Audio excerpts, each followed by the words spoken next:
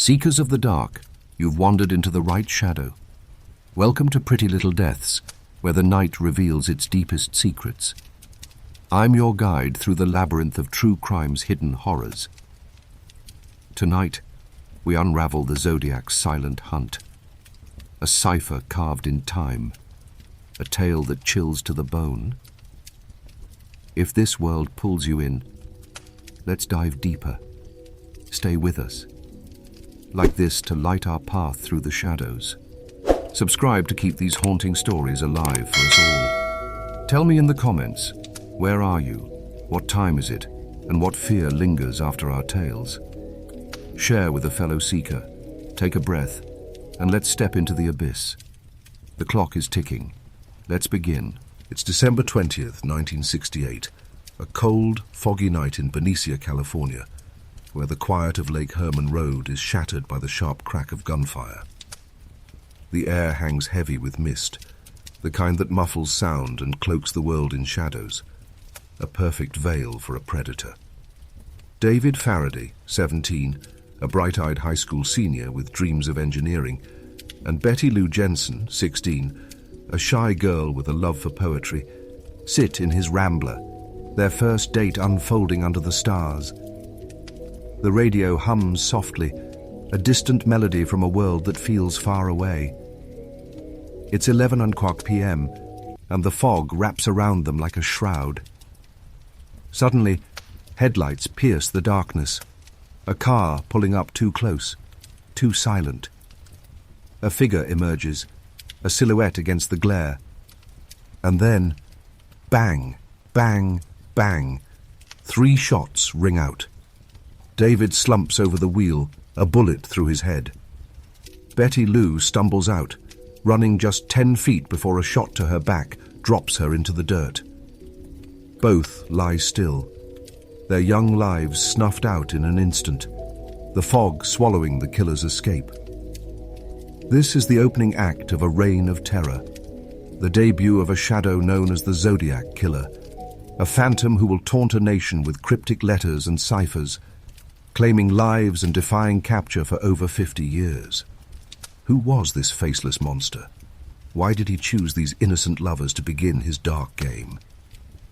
Join me, truth seekers, as we plunge into the darkness of one of America's most chilling unsolved cases, a 45-minute journey into murder and mystery. That's only the beginning. Welcome to Pretty Little Deaths, where we unravel the shadows of history's darkest tales with a noir heart that beats for the truth. I'm your guide, weaving stories of true crime, horror romance, and forgotten lore that linger long after the lights dim. Tonight, we step into the late 1960s, a time of upheaval, Vietnam War protests, a counterculture rising, and a fear creeping through Northern California. This is the world of the Zodiac Killer, a serial murderer whose ciphers and taunts baffled police and captivated a generation. From Vallejo's quiet lanes to San Francisco's bustling streets, this audio story dives deep into his first strikes, each murder a brushstroke on a canvas of chaos. Anchored by a single haunting image, we'll uncover the early threads of why the Zodiac remains a ghost. If you're ready to chase this shadow, settle in, because this is just the first step into a darkness that will unfold over hours. Picture Vallejo, California, 1968. A sleepy town nestled near San Pablo Bay, where the American dream feels just out of reach for many. The Vietnam War casts a long shadow, with draft notices arriving like death warrants, while protests fill the streets with chants and tear gas. A counterculture blooms, hippies with flowers in their hair clashing with the old guard, and yet beneath this unrest, life goes on. David Faraday, a lanky 17-year-old with a quick mind and a sketchbook full of bridge designs, works part-time at a gas station, saving for college.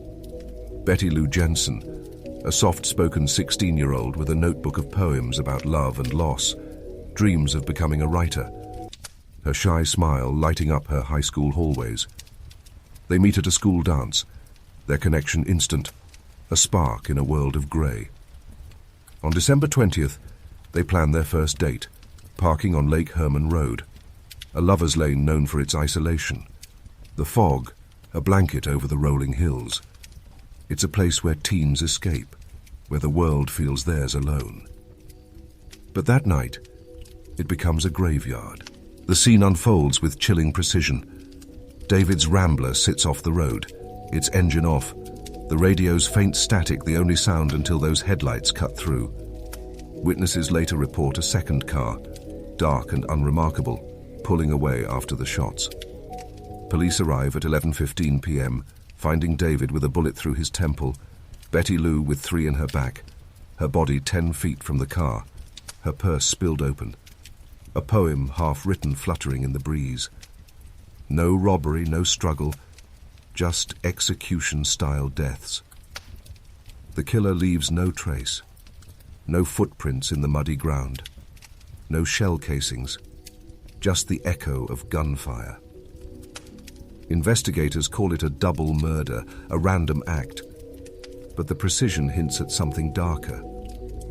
Was this a personal vendetta, or the start of a twisted game? The town reels, parents locking doors, lovers' lanes emptying, a fear taking root. 7 months later, on July 4th, 1969, the terror resurfaces in Vallejo's Blue Rock Springs Park. The night is warm, fireworks popping in the distance, a celebration marred by tragedy. Darlene Ferrin, 22, a vibrant waitress with a quick laugh and a young daughter, Dee, sits in her Corvair with Michael Majot, 19, a shy mechanic who's smitten with her. Darlene's life is complicated. Married young, now separated. She works double shifts at Terry's restaurant, her beauty drawing attention she doesn't always want. Michael, quiet and reserved, sees her as a light in his mundane world.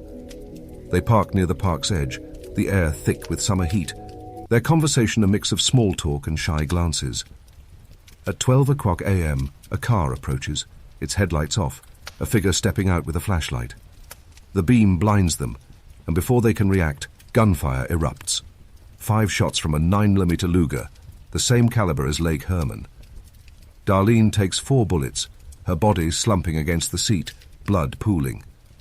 Michael, hit in the face, and chest, plays dead, the pain searing as the shooter pauses, then fires 2 more rounds into Darlene before fleeing. Michael survives, crawling to a nearby house, his description shaky but vital. A heavy-set man, 5'8", curly brown hair, possibly 25-30 years old. At 12:40 a.m., Vallejo police receive a call from a payphone blocks away. A cold, mechanical voice saying, "I want to report a double murder. If you go 1 mile east on Columbus Parkway to the public park, you will find kids in a brown car. They were shot with a 9mm Luger. I also killed those kids last year. Goodbye." The line clicks dead. Detective John Lynch traces the call to a phone booth near Spring Hill Park, but the killer is gone, vanished into the night like a ghost. The connection to Lake Herman sends chills. Same gun, same method, a pattern emerging. Darlene's death leaves Dee motherless, Michael scarred, and Vallejo gripped by dread. Why did he call? Was it pride or a challenge? Drop your reaction in the comments below. Imagine hearing that voice. What would you feel? The investigation begins with urgency but stumbles in the fog. Vallejo police under Chief Jack Stilts find no fingerprints, no clear motive, just the echo of those shots. Ballistics confirm the 9mm Luger links both crimes, but no suspect emerges. Darlene's past, rumors of a jealous ex, a man she feared, offers leads that fizzle. Michael's description, given through pain, is the best clue, but the fog and distance blur the details.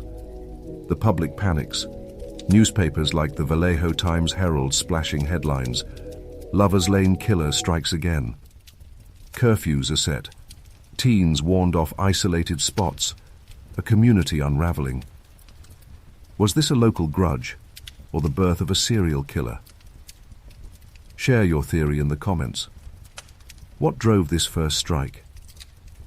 Hit that subscribe button for the next chapter of this Shadow's tale. The Zodiac's shadow looms larger with each passing day. Police theorize a single killer, but without evidence, the case stalls. Darlene's family mourns. Michael recovers, his face a map of scars, his memory a haze.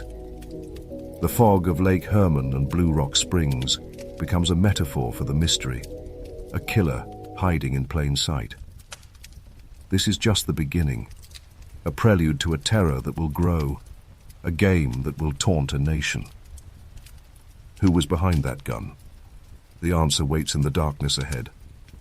Stay tuned, truth seekers, because the next part will peel back the layers of this enigma. It's September 27th, 1969, a deceptively serene afternoon at Lake Berryessa, where the sun glints off the water and the air carries the scent of pine. Brian Hartnell, 20, a college student with a passion for philosophy, and Cecilia Shepherd, 22, a bright nursing student with a gentle spirit, spread a blanket on the shore for a picnic. They're classmates at Pacific Union College, their friendship blossoming into something deeper, a quiet love nurtured by late-night study sessions. The lake, as peaceful, a haven from the chaos of the 1960s, Vietnam protests, racial tensions, and the lingering fear from Vallejo's murders. They laugh, sharing sandwiches, unaware that a shadow watches from the trees. At 2:00 p.m., a figure approaches, his face hidden beneath a hood, a white crosshair symbol stitched across his chest, a bayonet gleaming in his hand. He binds them with pre-cut rope, his voice calm, almost polite, as he says, "I'm going to have to stab you." Before they can process the horror, he strikes, 6 times into Brian, 10 into Cecilia, the blade tearing through flesh with mechanical precision. Brian survives, his cries echoing, while Cecilia slips away, her last breaths a whisper in the wind. On their car door, he scrawls dates of past murders with a marker, a chilling signature. This is the Zodiac killer's escalation, a ritualistic attack that marks his growing boldness, his taunts about to flood the world with cryptic ciphers. What kind of mind crafts such a performance? Join me, truth seekers, as we delve into the next chapter of this unsolved nightmare, a 45-minute journey into terror and enigma. Welcome back to Pretty Little Deaths, where the shadows of history deepen with every tale. I'm your guide, leading you through the noir heart of true crime, horror romance, and mysteries that refuse to fade. Last time, we met the Zodiac's shadow with the Lake Herman and Blue Rock Springs murders, a killer emerging from the fog of 1968 to 1969. Now we move to Lake Berryessa and the letters that turned this case into a global obsession. Anchored by that haunting San Francisco street image, this episode uncovers the Zodiac's next strike and his first cipher, the Z408, a puzzle that hints at his twisted soul. If you're ready to decode this darkness, stay with me, because the story grows more chilling with each step. Lake Berryessa, nestled in Napa County, is a picturesque escape, its waters reflecting the Golden Hills, a stark contrast to the violence about to unfold. Brian Hartnell, a lean 20-year-old with a thoughtful demeanor, spends his days debating Kant and dreaming of teaching. Cecilia Shepherd, 22, with her warm smile and steady hands, aspires to be a nurse, her compassion a light in her small world.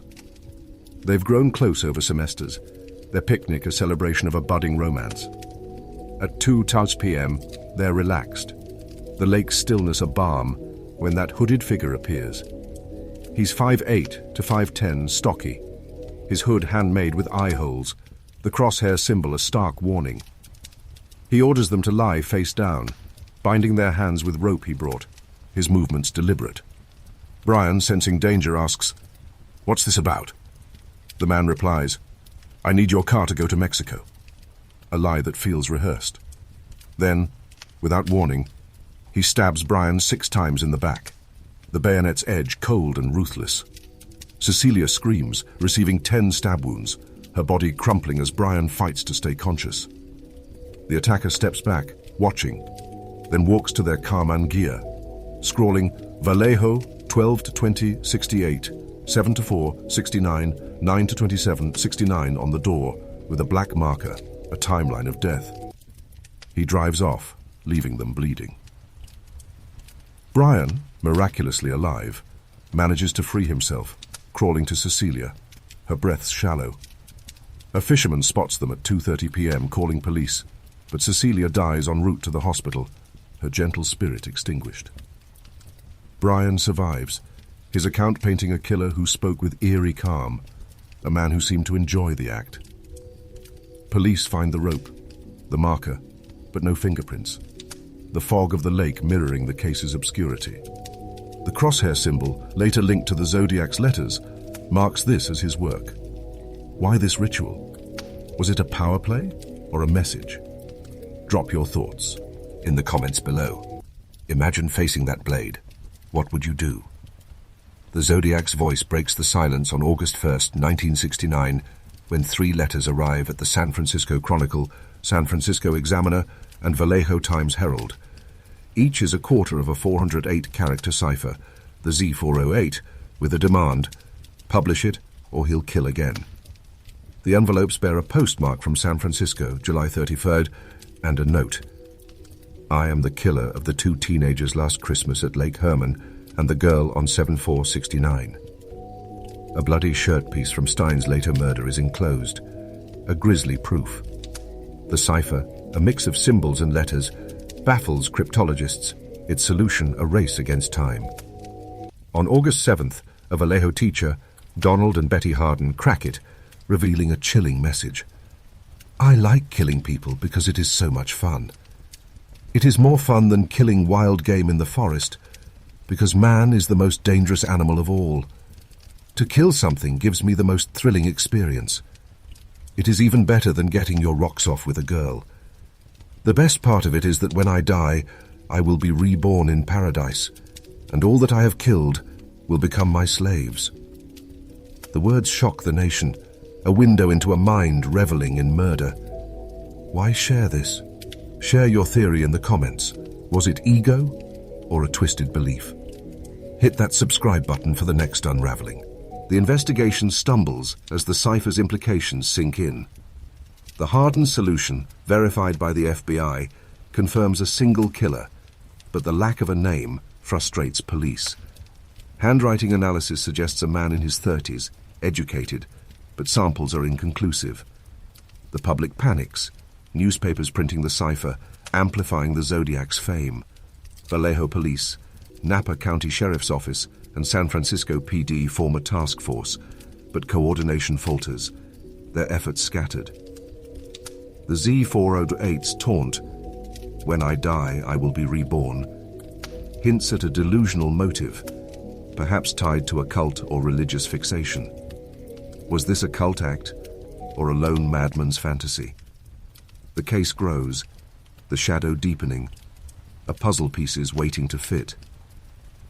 Stay tuned, truth seekers, because the next part will reveal the city's strike and a new Ciphers challenge.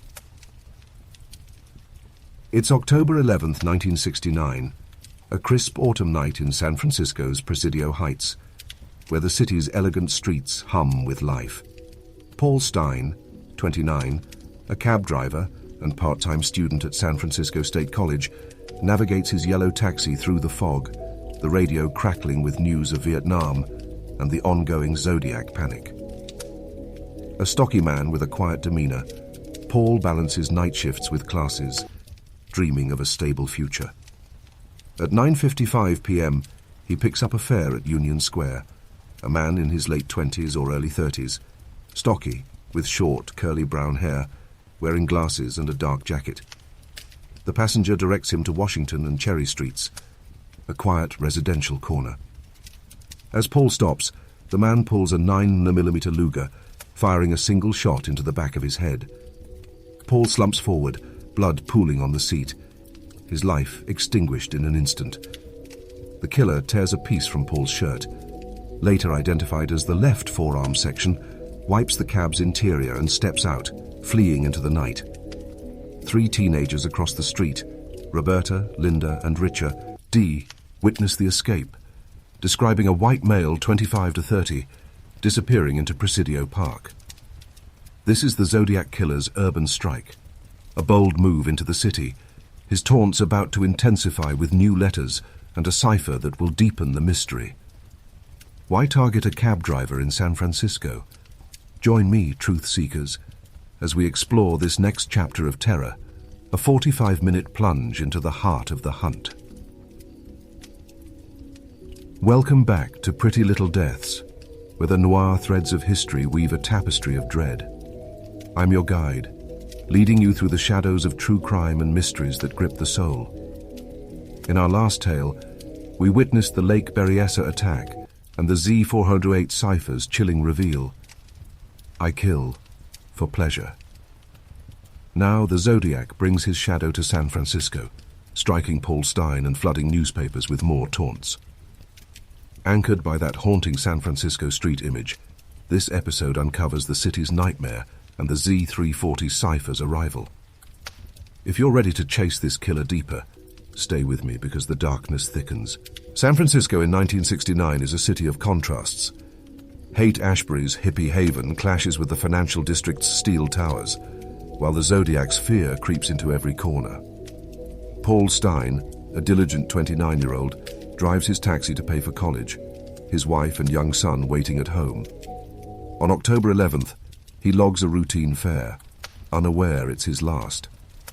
The passenger, matching Michael Majot's earlier description, 5'8", heavyset, curly hair, sits silently until Cherry Street.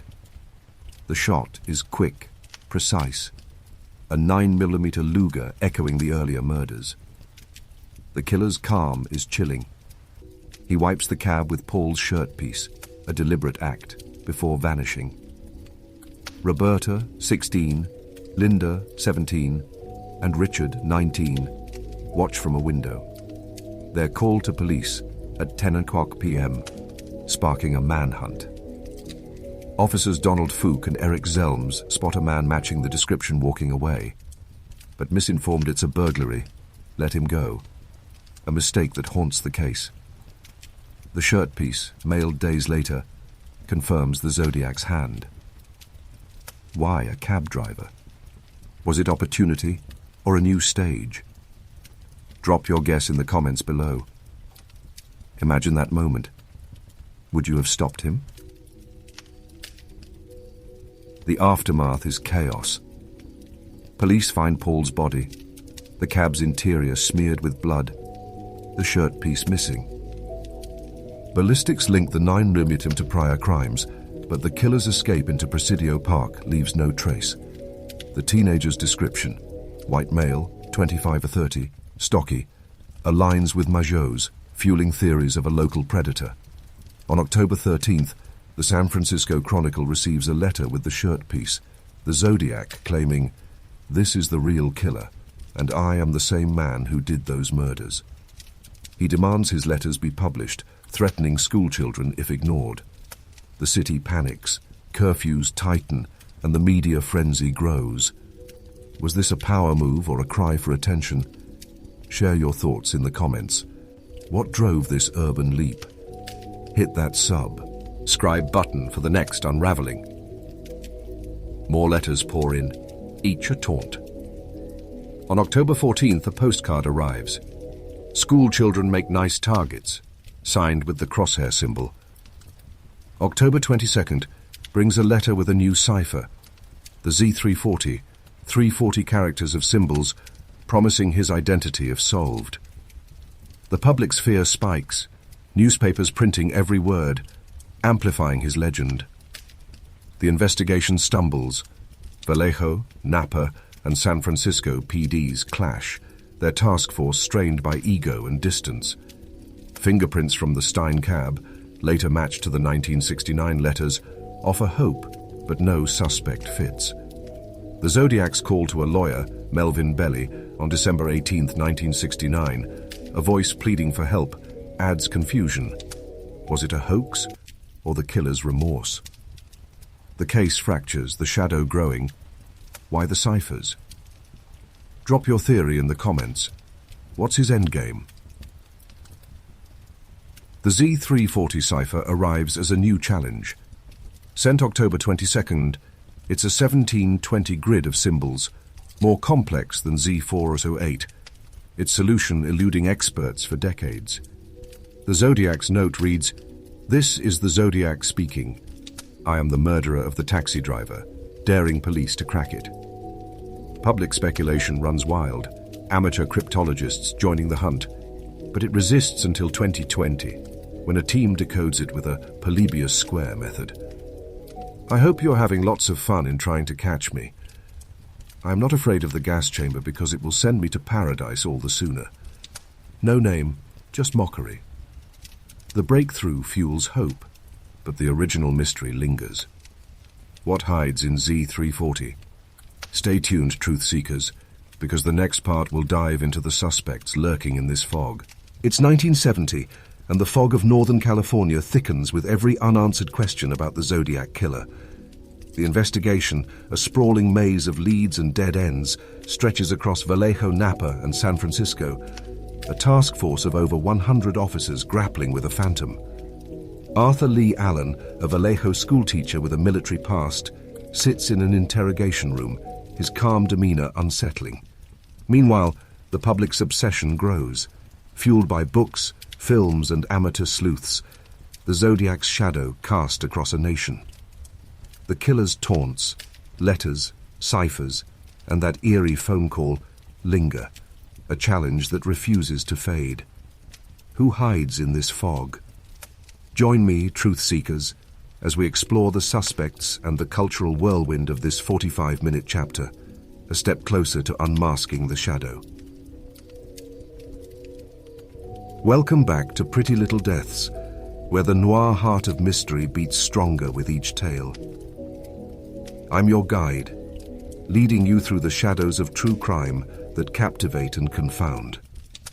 In our last journey, we saw the Zodiac strike Paul Stein in San Francisco and unveil the Z340 cipher, a puzzle mocking the police. Now, we delve into the investigation's chaos, the key suspects, and the case's cultural grip. Anchored by that haunting San Francisco street image, this episode peels back the layers of who might have been the Zodiac. If you're ready to hunt with me, stay tuned, because the fog reveals its secrets. The investigation, launched in 1968, becomes a labyrinth by 1970. Vallejo Police, Napa County Sheriff's Office, and San Francisco PD form a joint task force, but coordination falters.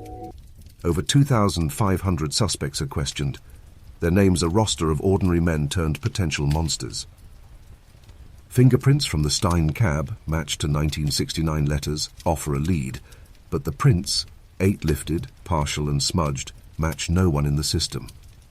Ballistics confirm the 9mm Luger, A, cross all crimes, yet no gun is found. The Zodiac's calls, like the December 18, 1969, plea to lawyer Melvin Belly, "I need help, I'm sick," add confusion. Hoax or cry for help. The task force, led by Inspector David Toshi, sifts through handwriting samples, but the killer's disguise, block letters, varied inks, thwarts analysis.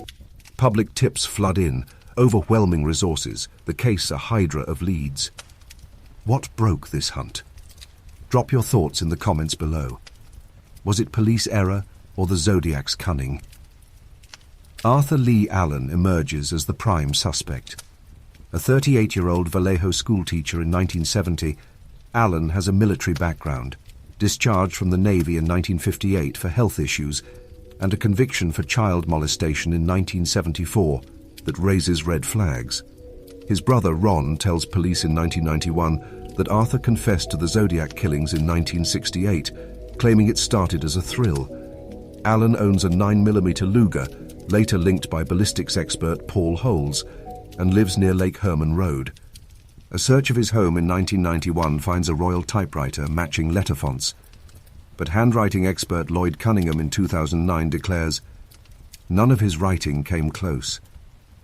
DNA from a 2002 envelope saliva sample tested against Allen's doesn't match. His alibi, working nights, holds, yet his obsession with ciphers and proximity fuels suspicion. Was Alan the man? Share your theory in the comments. Does the evidence fit? Hit that subscribe button for the next revelation. Gary Francis Post, named by the Casebreakers in 2023, adds a new layer. An Air Force veteran from Groveland, California, Poste died in 2018, but his story resurfaces in 2025. The group cites anagrams in Zodiac letters spelling Gary Poste, and scars on his forehead matching witness descriptions. His military training and access to 9mm weapons align, but the FBI dismisses the claim, citing insufficient evidence. No DNA or handwriting links emerge, and Groveland's distance from crime scenes weakens the case. Still, amateur sleuths rally, the theory gaining traction online. Why Post now? Drop your guess in the comments. Is this a breakthrough or a distraction? Other suspects fade in and out. Ross Sullivan, a library worker with a cipher interest, matches early descriptions but lacks solid ties. Lawrence Kane, a projectionist with a criminal past, is linked by some to Stein's murder via a watch, but evidence crumbles. The task force, strained by 1970s budget cuts, leans on Alan, yet no arrest sticks. The Zodiac's silence after 1974, his last letter, leaves a void, the case cold but never closed. What kept him hidden? The fog of suspects thickens, a puzzle unsolved. The cultural impact explodes. Robert Graysmith's 1986 book Zodiac ignites public fascination, followed by David Fincher's 2007 film starring Jake Gyllenhaal, dramatizing the hunt. Podcasts like Monster the Zodiac Killer, 2017, and Netflix's 2025. This is the Zodiac, speaking Keep the Case Alive, revisiting Alan with fresh interviews. Online forums like ZodiacKillerFacts.com buzz with amateur decoders, their theories, over 100 suspects named, fueling a global obsession. The Zodiac becomes a mirror, reflecting our love for the unknown, his ciphers a challenge to solve. Why does it endure? Share your thoughts in the comments. Is it the puzzle's allure? In 2025, Zodiac Killer Project, a Sundance-winning documentary, Terry critiques true crime's sensationalism, while This is the Zodiac Speaking hints at new Alan evidence. The cliffhanger looms. Could this be the year?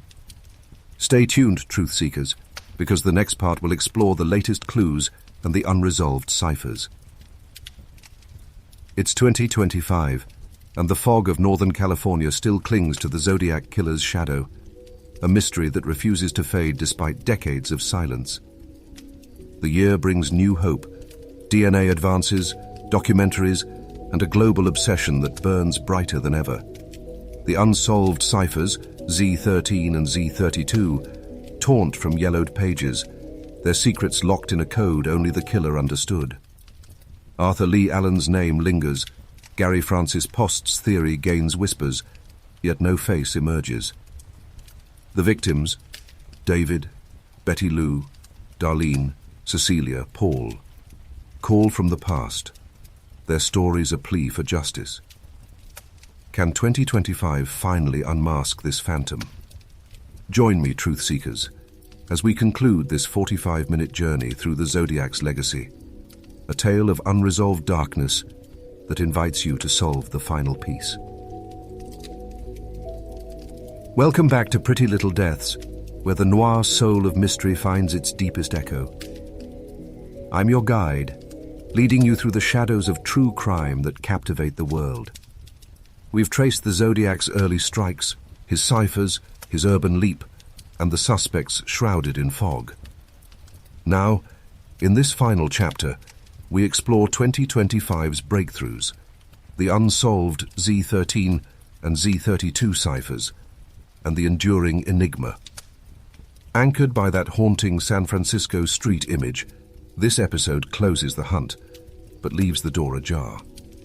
If you're ready to ponder the unknown with me, stay tuned, because this is where your voice joins the chase. The year 2025 dawns with renewed vigor in the Zodiac case. Zodiac Killer Project, a Sundance-winning documentary released in January, critiques true crime sensationalism while revisiting Arthur Lee Allen with fresh interviews from his nephew, who recalls odd behaviors in the 1960s. Netflix's This Is the Zodiac Speaking, premiered in March, digs into Allen's typewriter and a 1969 diary entry hinting at a big plan, though no new DNA matches emerge. California police, holding key evidence, fingerprints, the Stein shirt piece, and Cherry Joe Bates's fingernail DNA from a 1966 Riverside murder possibly linked. Debate testing with genealogy tracing, a technique cracking cases like the Golden State Killers. Public pressure mounts, online petitions garnering 50,000 signatures by July. Will this be the year? Drop your prediction in the comments below. Could DNA finally reveal him? Cherry Joe Bates, 18, a Riverside City College student, was found stabbed to death on October 30th, 1966, 3 years before the Zodiac's confirmed spree. Her case, long a whisper in Zodiac lore, gains traction in 2025. A typed letter to the Riverside Press Enterprise, postmarked 1967, reads, "Bates had to die. There will be more," signed with a crosshair-like symbol. Handwriting and typewriter similarities to Zodiac letters spark debate, but DNA from her fingernail, untested since 1967, could link or debunk this. Investigators hesitate, citing cost and inconclusive prior tests. Yet amateur sleuths on Reddit's Our Zodiac Killer argue it's the missing piece. Why the delay? Share your thoughts in the comments. Is Bates the key? The unsolved ciphers, Z13 and Z32, remain the Zodiac's final taunt. Sent April 20th, 1970, the Z13 is a 13-character code on a postcard. Sacred to the deep of hell, possibly sacred to the deep of hell, a garbled boast or clue. The Z32, mailed June 26, 1970, is a 32-character cryptogram with a bomb diagram, its solution elusive despite 50 years of attempts. Experts like David Oranchak, who cracked Z340 in 2020, suggest a transposition cipher, but no breakthrough comes. The Zodiac's last letter, January 29, 1974, claims 37 victims, far beyond the confirmed 5, yet lacks proof. Are these ciphers a red herring, or the key to his identity? What do they hide? The silence since 1974 fuels speculation. He's dead, jailed, or plotting. Drop your theory in the comments. What's your decode? The cultural grip tightens in 2025. This Is the Zodiac Speaking features a retired detective recalling a 1971 tip about a Vallejo man with a cipher obsession, unverified but intriguing. Online, ZodiacKillerFacts.com hosts 24/7 discussions, with users like Cipher Hunter 2025 proposing a Mount Diablo map code tying to Allen's hometown. The case inspires art, graffiti in San Francisco, a Zodiac-themed escape room in London, reflecting a worldwide fascination. Psychologists argue it's the ultimate unsolved puzzle, tapping into our need for closure. Why does it endure? The Zodiac's shadow mirrors our own curiosity, a ghost in the digital age. Hit that subscribe button to join Pretty Little Deaths for more mysteries. The legacy is a paradox. The confirmed 5 murders, Faraday, Jensen, Ferrin, Shepard, Stein, leave families scarred, their grief a silent testament. David's parents never recovered. Betty Lou's poems unpublished. Darlene's daughter Dee raised by relatives. Cecilia's nursing dream unfulfilled. Paul's son growing up fatherless. The Zodiac's 37 claim victims remain unproven, a boast or delusion. In 2025, the California Department of Justice holds evidence, but budget cuts delay testing. The FBI's 2021 statement, "The case remains open, keeps hope alive, yet the killer's identity eludes." Was he Allen, post, or someone unknown. The fog lifts slightly with each clue, but 'tis he. His face stays hidden. This is the end of our journey, but not the mystery. The Zodiac killer, a shadow born in 1968, challenges us still. His ciphers, his crimes, his silence a mirror to our quest for truth.